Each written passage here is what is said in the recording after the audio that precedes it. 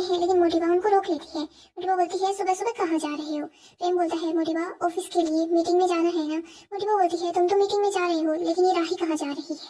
प्रेम बोलता है मोटिवा कल ही तो बताया था कि हम दोनों साथ काम करेंगे। पराग बोलता है काम करने के लिए काम भी होना चाहिए, जब रेस्टोरेंट बन जाएगा तब ये काम कर लेगी, अभी तो रेस्टोरेंट खुला भी नहीं है तो फिर हर जगह साथ ले जाने की क्या जरूरत है? प्रेम होता है पापा राही अगर मेरे साथ ही रहेगी तो इसके बाद इसे समझने में आसानी रहेगी और मुझ पर भी काम का प्रेशर कम रहेगा। राही भी बोलती है हाँ पापा मैं भी काम करना चाहती हूँ, डांस अकेडमी बंद होने के बाद मेरे पास कोई काम नहीं है करने को। मोटिवा बोलती है इतना बड़ा परिवार है, घर भी है, रसोई भी है, आंगन भी है, परिवार में इतने सारे सदस्य हैं, लेकिन फिर भी घर की बहू बोल रही है कि उसके पास कोई काम नहीं है करने को। माही बोलती है प्रेम आपकी फाइनेंस की मीटिंग है ना आज, और वैसे भी वहाँ राही का क्या काम? मोटी बोलती है हाँ माही सही बोल रही है। माही बोलती है और राही वैसे भी आपके पास ना कोई एक्सपीरियंस है ना ही डिग्री है। डिग्री छोड़ो मुझे तो ये भी नहीं पता है कि आपने 12th भी पास आउट किया है या नहीं किया। मोटिवा बोलती है क्या राही तुमने 12th भी पास आउट नहीं की है? राही बोलती है नहीं। मोटिवा बोलती है मतलब तुम पढ़ाई में भी अपनी माँ पर ही गई हो, बिल्कुल उनकी तरह कम ही पढ़ी हो। ये बोलती है राही के पास डिग्री नहीं है लेकिन मैंने ग्रेजुएशन भी की है, मेरे पास डिग्री भी है। प्रेम बोलता है भले ही तुम्हारे पास डिग्री हो लेकिन राही के पास एजुकेशन है। राही ने जिंदगी में सारे रंग देखे हैं, राही ने वो सब कुछ सीखा है जो किताबें नहीं सिखा सकती। मोटिवा बोलती है सलाह देने में और जिम्मेदारी उठाने में अंतर होता है टिंकू, सलाह तो मैं भी पराग को दे सकती हूँ, इसका मतलब ये नहीं है कि मैं ऑफिस जाकर पराग की ही कुर्सी पर बैठ जाऊँ। ये कुछ बोलने लगती है तो मोटिवा बोलती है हमें घर में बहुएं चाहिए, बिजनेस संभालने के लिए तो बाहर हजारों लोग मिल जाएंगे, और ये सही है कि घर की बहुएं हैं वो रोज बाहर जाती रहे, काम करती रहे और हम इस उम्र में घर को संभालते रहे। एक बात बताओ राही, ये घर को संभालने की जिम्मेदारी मेरी क्या थी कि मीता की हमने की है क्या? तुम्हारी कोई जिम्मेदारी नहीं है क्या? राही बोलती है मोटिवा आप फिक्र मत कीजिए, मैं घर परिवार अच्छे से संभाल लूंगी। राही प्रेम को बैग दे देती है और बोलती है प्रेम तुम जाओ, तुम्हें मीटिंग के लिए लेट हो रहा है ना, और वैसे भी मैं घर से जितनी हेल्प हो सकती है तुम्हारी हेल्प करूंगी, जो कुछ होगा तो मुझे आकर बता देना। पराग भी बोलता है हाँ प्रेम तुम जाओ, लेकिन फाइनेंस से रिलेटेड जो भी मीटिंग होगी ना वो गौतम ही हैंडल करेगा, तुम्हें बस देखना है और उससे कुछ सीखना है। दूसरी तरफ हम साहा हाउस का सीन देखते हैं। हम देखते हैं किंजल बोलती है तोशु तुम्हें काम पर नहीं जाना क्या? तोशु बोलता है नहीं। अनु बोलती है ऐसे रोज रोज नौकरी नहीं मिलती, तुझे काम पर जाना ही होगा। तोशु बोलता है मैंने उनको बता दिया है कि मेरे घर में प्रॉब्लम चल रही है, मैं जॉब के लिए नहीं आ सकता। अनु बोलती है तोशु अगर तू रोज रोज यूं ही घर बैठा रहेगा ना तो कितना अनप्रोफेशनल लगेगा। तोशु बोलता है मम्मी आपने मेरी बेटी की हालत देखी है क्या? अनु बोलती है अगर तू जॉब पर नहीं जाएगा तो तू अपनी बेटी और अपनी पत्नी के खर्चे कैसे उठा पाएगा, और हाँ वकील की फीस कहाँ से लाएगा? किंजल बोलती है मुझसे पूछो मेरे पास जॉब नहीं है, लेकिन तुम्हारे पास अभी जॉब है ना तो तुम यहाँ से चले जाओ, अगर जॉब नहीं रहेगी तो तुम क्या करोगे? अनु बोलती है मैं तुम्हारे सामने हाथ जोड़ रही हूँ तोशु, तो अभी के अभी यहाँ से चला जाओ, वरना फिर मैं तुझे धक्के मारकर यहाँ से निकालूंगी। बात इतनी है कि घर में पुलिस आई है, माँ और घर के सभी लोग काफी ज्यादा परेशान हो जाते हैं। हम देखते हैं मीता भी वहाँ पहुँच जाती है। अनु बोलती है मीता जी आप यहाँ पर? मीता बोलती है हाँ मुझे यहाँ आना पड़ा, आपकी जो लाडली पोती है ना इसने मेरे बेटे पर हाथ उठाया, उसे ह्यूमिलेटेड किया, इसी मीता परी की तरफ इशारा करती है। इंस्पेक्टर को बोलती है कि इंस्पेक्टर साहब यही वो लड़की है जिससे मेरे बेटे की जान को खतरा है। परी आती है और बोलती है अरे अरे राजा बेटा ने अपनी मम्मी के पास जाकर कंप्लेन कर दी और मम्मी यहाँ पर पुलिस को लेकर आ गई। मीता बोलती है तू मनहूस है, मेरा बेटा भले ही कैसा क्यों ना हो। मीता बोलती है मनहूस कहेंगी। परी बोलती है और आपका बेटा बड़ा अच्छा है, कितना बड़ा चीटर है वो। मीता बोलती है वो भले ही कैसा हो लेकिन तेरी तरह यूं बदतमीज नहीं है। परी बोलती है आपने अभी मेरी बदतमीजी देखी ही कहाँ है। अनुपमा परी को शांत कराती है और बोलती है तू बीच में नहीं बोलेगी, चुप हो जा। अनु बोलती है मीता जी हम बैठकर शांति से बात करते हैं, इससे गलती हो गई। मीता बोलती है कल को ये किसी का मर्डर कर देगी और बोल देगी कि गलती हो गई। इधर तोशु बोलता है लगता है कि राजा ने आपको बड़ा चढ़ा कर ही बताया है। मीरा बोलती है नहीं तोशु जी मैं ऐसे ही नहीं बोल रही, मेरे पास सबूत भी है, ये देखो कैसे आपकी बेटी मेरे बेटे को मार रही है।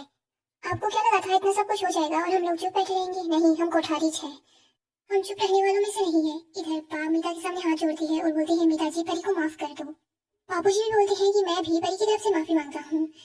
मीना बोलती है कि आप लोग माफी क्यों मांग रही है, जिसने गलती की है वो तो एटीट्यूड में खड़ी है, लेकिन मुझे माफ करना, मुझे परी के खिलाफ कुछ न कुछ एक्शन करना ही होगा वरना ये कल को कुछ और कर देगी। अनु बोलती है आप ही कैसी बातें कर रही हैं, ये ऐसा कुछ भी नहीं करेगी। मुझे पता है किसी पर भी हाथ उठाए तो वो गलत होता है, भले ही पत्नी पति पर हाथ उठाए या फिर पति पत्नी पर हाथ उठाए। आपके घर में ही गौतम प्रार्थना पर हाथ उठाता था, लेकिन आपने उस टाइम पर तो कुछ भी नहीं किया, आप बिल्कुल चुप रही, आपने वहाँ पर पुलिस को नहीं बुलाया, लेकिन यहाँ पुलिस को क्यों लेकर आई है? आप गौतम को अगर दूसरा मौका दे सकते हैं तो हमारी परी को दूसरा मौका क्यों नहीं दे सकते? मीता जी आप घर की बड़ी है, आपको बच्चों को समझाना चाहिए। मीता बोलती है मैं ऐसा कुछ नहीं करूंगी, आजकल आपने देखा नहीं क्या कैसे पत्नी अपने पति का मर्डर करवा देती है। अनु बोलती है ऐसा तो पति भी करते हैं ना, वो भी तो अपनी पत्नियों को मार देते हैं, काट देते हैं, कुछ भी कर देते हैं, ऐसा थोड़ी ना है कि हर पत्नी ही बुरी है या फिर हर पति ही बुरा है। अनु बोलती है आप ही बता दीजिए कि राजा ऐसा है क्या? नहीं ना। मीरा बोलती है कि आपकी बेटी पर राजा ने हाथ नहीं उठाया। मीरा बोलती है इंस्पेक्टर साहब अगर मेरे परिवार में किसी को भी कुछ भी हुआ ना तो उसकी जिम्मेदार यही सब लोग होंगे। परी बोलती है रुको रुको रुको, मैंने राजा को सिर्फ थप्पड़ मारा था, उसे जान से नहीं मार दिया। अनु बोलती है तू चुप रह जा। अनु मीता के सामने हाथ जोड़कर बोलती है ये तो पागल है, इसे कुछ समझ नहीं आ रहा है क्या बोल रही है, प्लीज एक बार इसे माफ कर दो। प्लीज आप कंप्लेन वापस ले लीजिए, मैं आपसे प्रॉमिस करती हूँ कि ये फिर से ऐसी हरकत नहीं करेगी। घर के सभी लोग बोलते हैं कि हाँ प्लीज कंप्लेन वापस ले लो। मीता बोलती है नहीं नहीं, कंप्लेन तो मैं वापस नहीं लेने वाली, मैं अभी तो पुलिस को वापस भेज दूंगी, लेकिन अगली बार मेरे बेटे के आसपास आप में से कोई भी नजर आया ना तो मैं पुलिस वालों को फोन कर दूंगी। मैं अगली बार ऐसी गलती नहीं करूंगी तुम्हें छोड़ने की। परी हम देखते हैं घर के नौकर वहाँ पर आते हैं जो कि 2 सूटकेस लेकर आते हैं और वो उन सूटकेस को नीचे फेंक देते हैं जिसके अंदर परी का सामान होता है। परी बोलती है मेरा सामान, मीरा बोलती है हाँ तुम्हारा सामान, वैसे भी हमारे तो कुछ काम आने वाला ही नहीं है, हमारे लिए तो ये कबाड़ है, हमने ये सामान तुम्हें ही दिया है, रख ही लो, गरीबों के काम ही आ जाएगा। अनु को याद आता है कि उसके साथ भी ऐसा ही कुछ हुआ था। मीरा बोलती है और परी गलती से भी कोई गलती मत कर देना वरना तुम्हारा पूरा खानदान जेल के अंदर सड़ेगा, फिर आएगी तुम्हारी अनुमा तुम्हें खाना देने के लिए जैसे राघव के लिए ले जाती थी। मीरा वहां से चली जाती है। अनु बहुत अपसेट हो जाती है, वो बोलती है परी अब तो तुम्हें खुशी हो रही होगी ना, मिल गया सुकून, जो कुछ हो रहा है तुम्हारी वजह से हो रहा है, मानती हूँ राजा ने गलती की है, लेकिन तुम्हारी जो गलतियां है ना राजा की गलतियों से बहुत ज्यादा बड़ी है और बहुत सारी गलतियां हैं। तो है ना अपने आप को खुद ही बर्बाद कर रही है। परी बोलती है हाँ। परी रोते रोते बोल रही होती है कि मैं राजा को बर्बाद कर दूंगी, कोठारी को भी बर्बाद ही कर दूंगी। परी बहुत ज्यादा रो रही होती है, बहुत अपसेट हो जाती है। इधर हम देखते हैं ईशु भी वहीं पर होती है, वो चुपके से सब कुछ देख रही होती है, वो भी ये देखकर काफी ज्यादा दुखी हो जाती है। आगे हम कोठारी हाउस का सीन देखते हैं। हम देखते हैं पराग बोलता है राजा तुमने इतनी बड़ी बात हमसे छुपाई कैसे। गौतम बोलता है कि राजा ऐसी बातों को पहले ही बता देना चाहिए वरना लड़कियां है ना वो झूठे झूठे इल्जामों में फंसा देती है। इधर माही बोलती है हाँ राजा तुम्हें फैमिली में बात करनी चाहिए थी, अगर परी गुस्से में तुम्हें हर्ट कर सकती है ना तो वो तुमसे बदला लेने के लिए कुछ भी कर सकती है। मीरा बोलती है हाँ तभी तो मैं परी को समझाने के लिए साहा हाउस पुलिस लेकर गई थी। राही बोलती है काकी आप मुझसे बात कर रही थी, मैं परी को समझा देती लेकिन पुलिस ले जाने की क्या ही जरूरत थी। मुड़िया बोलती है तुम्हारी बहन ने जो गुंडागर्दी की है ना उसका जवाब तो देना ही पड़ता है, और तुम क्या चाहती हो राजा के साथ कोई हादसा हो जाए उस तक का हम लोग इंतजार करें। तुम्हारी वो बहन है ना उसे वैसे भी बेलगाम छोड़ा गया है, वो कुछ भी करती रहती है। मीरा ने जो किया वो तुझे दिखाई दे रहा है राही, लेकिन जो सब कुछ परी ने राजा के साथ किया वो तुम्हें दिखाई नहीं दे रहा। ये तो अच्छा हुआ माही ने हमें सब कुछ बता दिया। माही बोलती है राजा की सेफ्टी के लिए मुझे सबको सच बताना ही पड़ा। राही बोलती है माही तूने ये ठीक नहीं किया, तू जो कुछ भी करती है गलत ही करती है। माही और राही झगड़ने लग जाते हैं और आप बोलता है तुम दोनों बस कर दो। राही बोलती है पापा मेरी बात सुनो, परी ऐसी नहीं है, वो बहुत ज्यादा हर्ट है, गुस्से में इंसान का दिमाग काम नहीं करता तभी वो ऐसी हरकतें कर रही है। मुझे वो बोलती है वो गुस्से में है इसका मतलब ये नहीं है कि अपने पति के साथ मारपीट शुरू कर दे, आज तो उसने थप्पड़ लगाया है कल को वो राजा का सर भी फोड़ देगी। मीरा तुमने वहाँ पर पुलिस ले जाकर बिल्कुल ठीक किया। इधर माही बोलती है चलो मैं ऑफिस चलती हूँ, बड़ों की बात में मैं बीच में क्यों पढ़ूं। मुझे वो बोलती है हाँ बेटा तुम ऑफिस जाओ, राही का संभाल लेगी। आगे हम अनु को देखते हैं, वो काफी ही ज्यादा दुखी होती है, वो परी और इशू के बारे में ही सोच रही होती है। तभी अनु के पास अंश आता है। अंश बोलता है अब बहुत हर्ट होना अजीब रिश्ता है, गलतियां बच्चे करते हैं और भुगतती माँ है, और जिस माँ के हमारे जैसे बच्चे होना वो तो कभी खुश रह भी नहीं सकती। अनु माँ सारी की सारी हमारी ही गलती है। अनु बोलती है पता नहीं किसकी गलती है, शायद तुम्हारी या फिर हालात की। अंश मुझे तेरी और राही की बिल्कुल भी फिक्र नहीं है, तुम दोनों समझदार हो, मुझे पता है सब कुछ संभाल लोगे, लेकिन फिक्र है तो परी और ईशानी की। अनु बताती है कि मैं 5 साल तक घर में बंद रही, बाहर नहीं निकली, अपने आप को नहीं संभाल पाई। मैं ही अगर अपने आप को नहीं संभाल पाई तो फिर ये तो बच्चियां हैं, हम भले ही अपनी मुट्ठी को कितना भी कसकर बंद क्यों न करें लेकिन जिंदगी आकर मुट्ठी खोल ही देती है।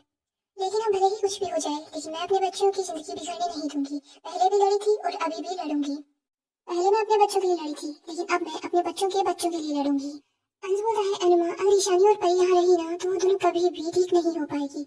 अनु बोलती है हाँ अंश तो बिल्कुल ठीक बोल रहा है, जब कांच टूटता है ना तो हम बच्चों को कांच से दूर कर देते हैं, यहाँ पर तो बच्चियों का दिल टूटा है, मैं उन दोनों को अहमदाबाद से दूर ले जाऊंगी। अनु उस इनविटेशन कार्ड को देखती है। अनु बोलती है पहले मैंने अपना फैसला बता दिया था लेकिन अब मैंने डिसाइड कर लिया है। अंश अंश बोलता है क्या। अनु बोलती है मैं मुंबई जाऊंगी परी और ईशानी को अपने साथ लेकर। आगे हम देखते हैं अनु पैकिंग स्टार्ट कर देती है, वो सोच रही होती है कि मुंबई में सिर्फ मेरी ही नहीं परी और ईशू की भी नई शुरुआत होगी। अनु बोलती है कि सब कुछ अच्छा होगा, नई जो शुरुआत है ना वो अच्छी नहीं बेस्ट होनी चाहिए। गाइस डेली अपडेट के लिए आप हमारे चैनल को सब्सक्राइब करें, साथ ही साथ वीडियो को भी लाइक कर दें। आने वाले एपिसोड में हम देखेंगे अनु सारी पैकिंग कर लेती है, घर में सब लोग बैठे होते हैं, अनु सबके पास आती है और बताती है कि मैं मुंबई जा रही हूँ। सब ये बात सुनकर काफी ज्यादा अपसेट हो जाते हैं। अनु बोलती है लेकिन मैं अकेली नहीं जा रही। अनु के पास 2 नए जूतों की जोड़ी होती है। अनु ईशानी और परी के पास जाती है, उन दोनों को बोलती है कि तुम दोनों नए जूते पहनो और तुम दोनों भी मेरे साथ मुंबई चल रही हो।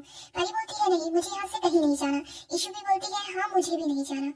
अनु उन दोनों के पास जूतों को रख देती है और बोलती है मैंने जैसा बोला है ना वैसा ही करो, तुम दोनों नए जूते पहनो और मेरे साथ नए सफर पर चल दो। लेकिन वो दोनों काफी अपसेट होती है। अनु जैसे तैसे करके उन